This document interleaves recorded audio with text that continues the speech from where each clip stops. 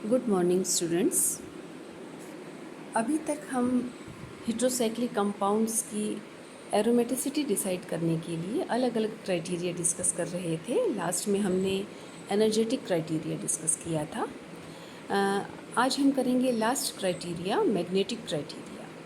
हम किस तरह से मैग्नेटिक क्राइटेरिया के बेसिस पर डिसाइड कर सकते हैं कि कोई हेट्रोसाइकल एरोमेटिक है या नहीं है।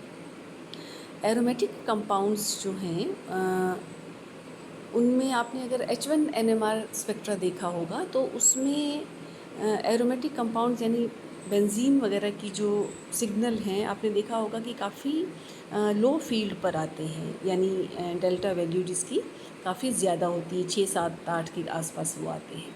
तो डेल्टा स्केल पर अगर सिग्नल लो डेल्टा वैल्यू पर है तो वो कहलाता है हाई फील्ड सिग्नल, और अगर हाई डेल्टा वैल्यू पर है तो वो कहलाता है लो फील्ड सिग्नल। अब ये हाई फील्ड लो फील्ड क्यों होते हैं, उसके लिए हम नेक्स्ट स्लाइड देखते हैं कि यहाँ आप देख रहे हैं कि दो लेफ़्ट में है अप्लाइड फील्ड और राइट में है इंड्यूस्ड फील्ड। तो हम कैसे थोड़ा सा इसको डिस्कस कर लेते हैं कि जब हम एक मैग्नेटिक फील्ड अप्लाई करते हैं किसी एरोमेटिक कंपाउंड्स पर, और कहाँ अप्लाई करते हैं, मॉलिक्यूल के प्लेन के परपेंडिकुलर, जो कि लेफ़्ट साइड में दिखाया हुआ है अप्लाइड फील्ड।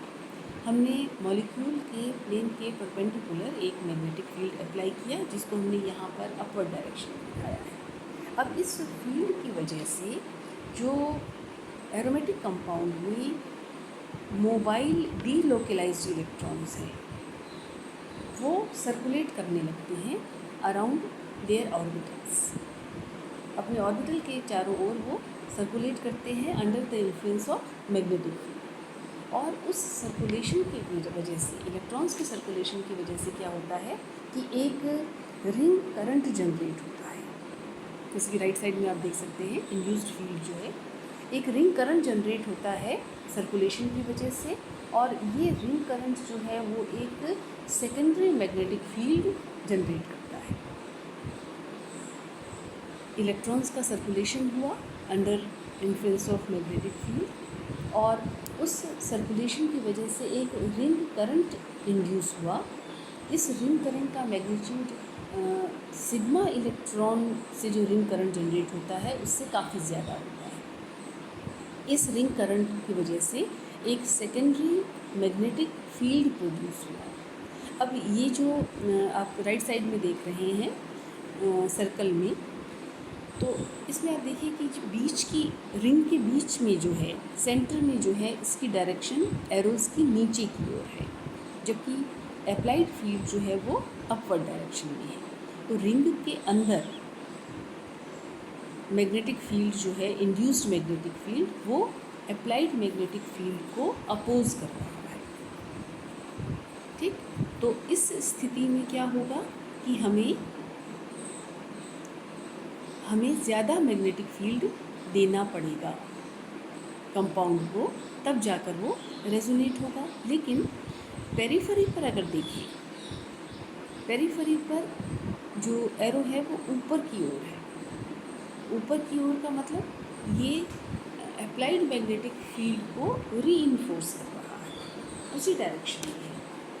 ठीक है, तो जो प्रोटॉन पेरिफेरी पर जो हैं वो डीशील्डेड हो गए, यानी मैग्नेटिक फील्ड जो है वो उनको ज़्यादा महसूस हो रहा है। शील्डिंग का मतलब शील्डिंग का मतलब प्रोटेक्ट करना, प्रोटेक्शन बाय इलेक्ट्रॉन्स। अगर इलेक्ट्रॉन जो है वो प्रोटॉन को अप्लाइड मैग्नेटिक फील्ड से बचा रहा है, उसको उतना वो मैग्नेटिक फील्ड फील नहीं होने दे रहा है, तब तो ये हुई शील्डिंग। और शील्डिंग का मतलब हमें ज़्यादा फील्ड, हाई फील्ड अप्लाई करना पड़ेगा, तब जाकर प्रोटॉन रेजोनेट करेगा। और पेरिफेरी पर जब मैग्नेटिक फील्ड इलेक्ट्रॉन्स की वजह से रीइंफोर्स कर रहा है अप्लाइड फील्ड को, इसका मतलब हमको कम फील्ड देना पड़ेगा और वो रेजोनेट कर जाएगा। यानी इलेक्ट्रॉन को प्रोटॉन को मैग्नेटिक फील्ड जितना हम दे रहे हैं उससे भी ज़्यादा फील हो रहा है। यानी प्रोटॉन डी शील्डेड है, उसको प्रोटेक्शन नहीं मिल रही है इलेक्ट्रॉन से, तो वो कम अप्लाइड फील्ड में ही रेजोनेट कर जाएगा, यानी लो फील्ड पर। तो इसका मतलब हाई फील्ड तब होता है जब प्रोटॉन शील्डेड होता है, और जब वो डी शील्डेड होता है, जब इलेक्ट्रॉन उसको प्रोटेक्ट नहीं कर रहे हैं, तब वो लो फील्ड पर ही एब्जॉर्ब कर जाता है। लो फील्ड या डी शील्डिंग कब होगी? जब जो मैग्नेटिक फील्ड इंड्यूस्ड है वो अप्लाइड फील्ड के पैरेलल हो, रीइंफोर्स कर रहा हो और बढ़ा रहा हो। वो शील्ड नहीं कर रहा है प्रोटॉन्स को, बल्कि डी शील्ड कर रहा है और ज़्यादा उसको मैग्नेटिक फील्ड उसको उस तक आने दे रहा है।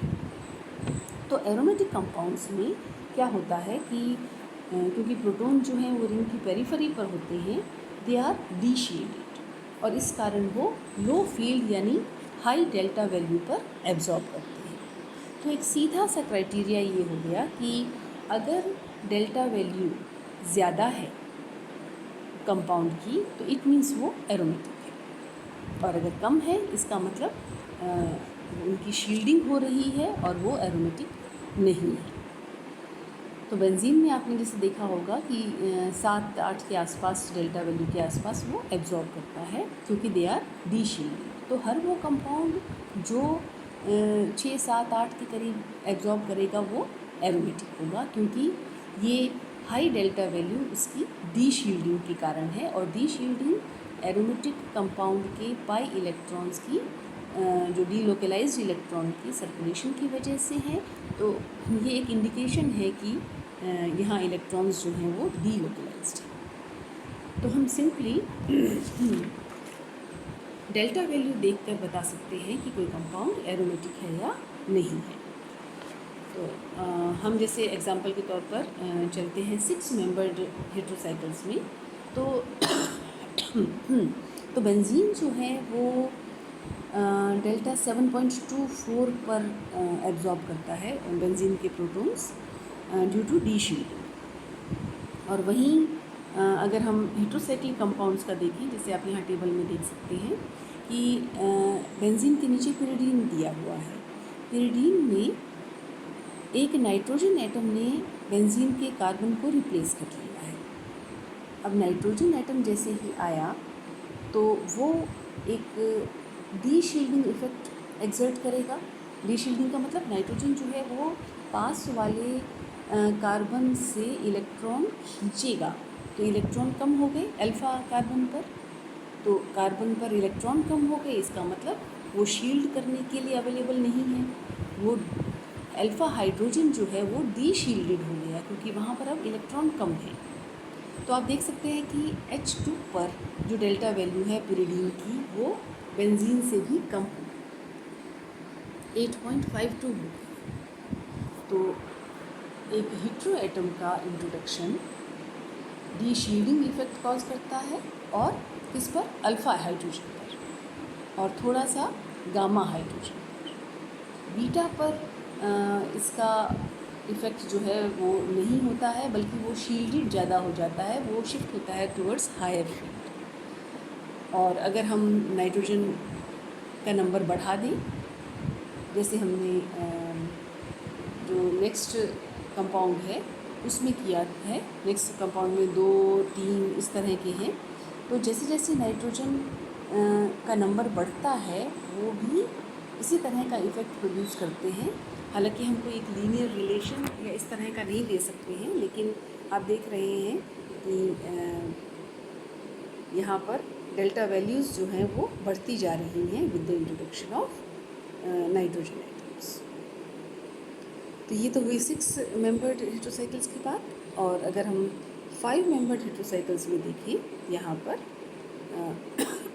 पायरोल, इमिडाज़ोल, आइसोथायाज़ोल और थायाज़ोल की हमने एग्जांपल लिए हैं। ऊपर जो है टेबल उसमें भी हेट्रो एटम जो है उस पर H उसका H2 और H3 पर क्या इफ़ेक्ट होता है वो भी हम देख सकते हैं। तो जैसा हम यहाँ पर देख रहे हैं कि 5 मेंबर हेटेरोसाइकल्स में 2 मल्टीप्लेट्स मिलते हैं और एक जो उसमें से एक जो सिग्नल है जो अल्फ़ा H जो है वो लोअर फील्ड पर मिलता है, डाउन फील्ड, और बीटा H का जो डेल्टा है वो बढ़ता है जैसे जैसे X की इलेक्ट्रोनेगेटिविटी कम होती है, वैसे वैसे डेल्टा की वैल्यू जो है वो बढ़ती जाए। जैसे आप यहाँ पर देख सकते हैं कि जब सल्फ़र आया है तो H3 पर डेल्टा बढ़ गया है आइसोथायाजोल में, और थायाजोल में क्योंकि N की जगह S आया है तो यहाँ पर आप डेल्टा वैल्यू देख सकते हैं। पायराजोल और इमिडाजोल के कंपैरिजन में ये वैल्यू ज़्यादा होगी। और ऊपर वाली टेबल में भी आप देख सकते हैं कि जैसे जैसे इलेक्ट्रोनेगेटिविटी X की कम होती है वैसे वैसे डेल्टा वैल्यू बढ़ रही है, और इसका मतलब एरोमेटिसिटी जो है वो बढ़ रही है बीटा H की। अल्फ़ा H के लिए कोई ट्रेंड ऑब्ज़र्व नहीं किया गया है, क्योंकि अल्फ़ा H में प्रॉब्लम क्या होती है कि जैसे जैसे d ऑर्बिटल इन्वॉल्व होते जाते हैं वैसे वैसे पैरामैग्नेटिक शील्डिंग जो है वो बढ़ती जाती है। इस कारण कई सारे फैक्टर्स आ जाते हैं जो इसकी डेल्टा वैल्यू को अफेक्ट करते हैं। अब हम देखते हैं कि डायामैग्नेटिक ससेप्टिबिलिटी एक्सोल्टेशन क्या है और वो किस तरह से अफेक्ट करती है एरोमेटिसिटी। यहाँ जैसे आप देख सकते हैं कि हमने लिखा है काई m इज इक्वल टू काई एडिटिव प्लस लेमडा। काई m जो है वो है ऑब्जर्व्ड डायामैग्नेटिक ससेप्टिबिलिटी, काई एडिटिव है जो एस्टिमेटेड डायामैग्नेटिक ससेप्टिबिलिटी है। ये एस्टिमेटेड यानी हमने मॉलिक्यूल के एटम्स और बॉन्ड्स का जो ससेप्टिबिलिटी कंट्रीब्यूशन है उनको जोड़कर जो एक्सपेक्ट किया है डायामैग्नेटिक ससेप्टिबिलिटी की वैल्यू वो है, प्लस लेमडा। ये भी लेमडा होता है, ये अपर केस लेमडा है।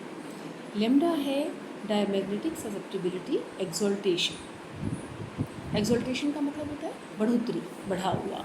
तो जो एक्स्ट्रा ससेप्टिबिलिटी बढ़ी है वो हम लेमडा से रिप्रेजेंट कर रहे हैं। एक्चुअली डायामैग्नेटिक ससेप्टिबिलिटी जो है वो एक एडिटिव प्रॉपर्टी है, उसको हम कैलकुलेट कर सकते हैं एटम्स और बॉन्ड्स की ससेप्टिबिलिटी कंट्रीब्यूशन को जोड़कर।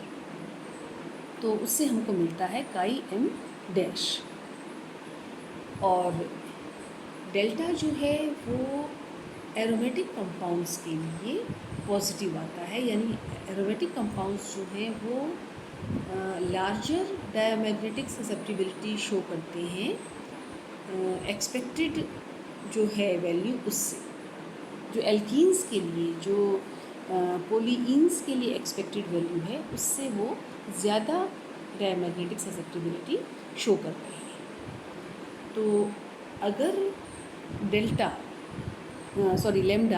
लेमडा की वैल्यू अगर 0 से ज़्यादा है इट मीन्स काई m जो है वो काई m डैश से ज़्यादा है, और ये जो एक्स्ट्रा है वो है कॉन्स्टिट्यूटिव करेक्शन फॉर बॉन्डिंग जो कि एरोमेटिक कंपाउंड्स में पाई जाती है। तो अगर डेल्टा वैल्यू ज़्यादा है 0 से तो कंपाउंड को हम एरोमेटिक मानते हैं, और अगर ये पॉजिटिव नहीं है 0 के बराबर है तो कंपाउंड एरोमेटिक नहीं है।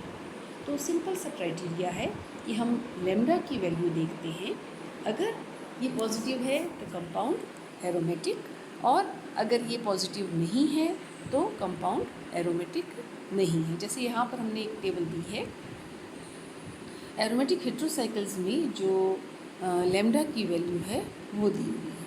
तो आप देख रहे हैं कि ये सारे जो एरोमेटिक कंपाउंड्स हैं, एरोमेटिक हेटेरोसाइकल्स हैं, इनमें लेमडा की वैल्यू पॉजिटिव है और इसलिए हम इन्हें एरोमेटिक मानेंगे।